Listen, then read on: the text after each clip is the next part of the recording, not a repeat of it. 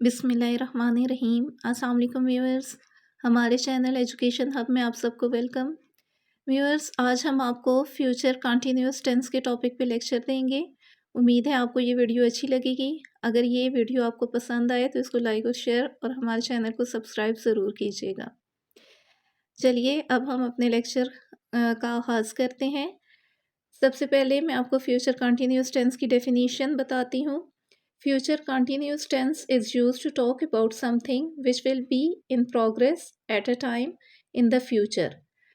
Future continuous tense को हम मुस्तकबिल में किसी जारी काम को बताने के लिए इस्तेमाल करते हैं।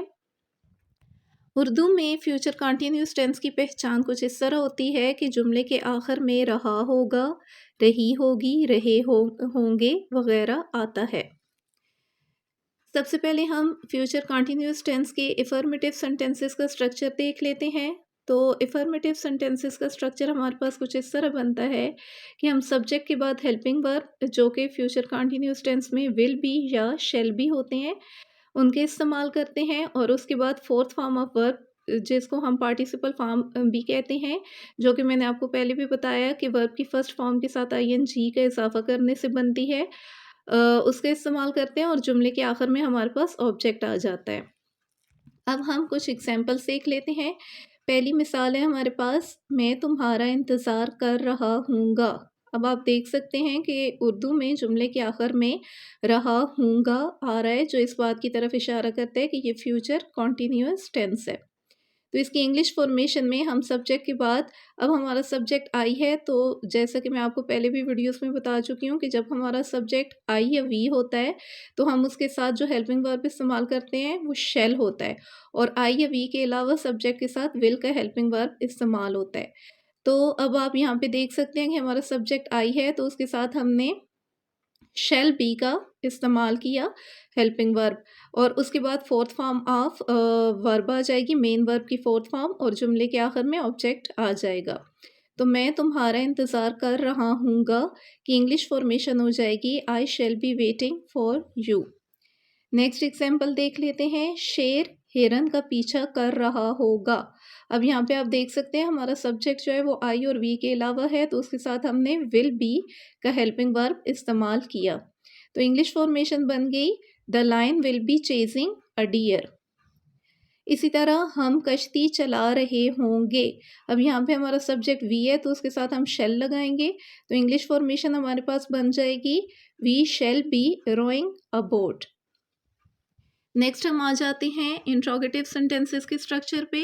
तो फ्यूचर कंटिन्यूअस टेंस के इंट्रोगेटिव सेंटेंसेस का स्ट्रक्चर हमारे पास इस तरह बनता है कि हम विल या शेल का जो हेल्पिंग वर्ब है उसको जुमले के शुरू में ले आते हैं, उसके बाद सब्जेक्ट, उसके बाद बी, फिर फोर्थ फॉर्म ऑफ वर्ब और आखिर में ऑब्जेक्ट लगाते हैं। अब इनकी भी हम कुछ एग्जाम्पल्स देख लेते हैं। पहली मिसाल है हमारे पास, क्या हम पार्क में लुत्फानंदोज हो रहे होंगे। अब यहाँ पे हमारा सब्जेक्ट वी है तो हम जुमले के शुरू में शेल का हेल्पिंग वर्ब इस्तेमाल करेंगे, तो हमारी इंग्लिश फॉर्मेशन बन जाएगी shall we be enjoying ourselves in the park, और जैसा कि ये क्वेश्चन है तो आखिर में क्वेश्चन मार्क आ जाएगा। नेक्स्ट एग्जाम्पल है, क्या वो झूला ले रहा होगा, विल ही बी स्विंगिंग। अब यहाँ पे आपने देखा कि हमारा सब्जेक्ट आई और वी के अलावा था, यानी कि हमारा सब्जेक्ट ही था, तो हमने विल का हेल्पिंग वर्ब जुमले के शुरू में इस्तेमाल किया। नेक्स्ट आ जाते हैं नेगेटिव सेंटेंसेस पे। तो उनका स्ट्रक्चर फ्यूचर कंटिन्यूअस टेंस में इस तरह बनेगा कि हम सब्जेक्ट के बाद शैल या विल का इस्तेमाल करेंगे, उसके बाद हम नॉट लगाएंगे, फिर बी लगेगा, और उसके बाद फोर्थ फॉर्म ऑफ वर्ब यानी वर्ब की फर्स्ट फॉर्म के साथ ING का इजाफा करेंगे और जुमले के आखिर में ऑब्जेक्ट आ जाएगा। एग्जाम्पल्स देख लेते हैं नेगेटिव सेंटेंसेस की। पहली मिसाल है, मैं 10 बजे नहीं सो रहा हूँगा, I shall not be sleeping at 10 o'clock। अब आप देख सकते हैं हमारा सब्जेक्ट आई था, उसके साथ हमने शेल लगाया, उसके बाद नॉट का इस्तेमाल किया, उसके बाद बी, और फिर फोर्थ फॉर्म ऑफ वर्ब, और आखिर में हम ऑब्जेक्ट लगाते हैं। नेक्स्ट एग्जाम्पल है, वो तुम्हारी तलाश नहीं कर रहा होगा।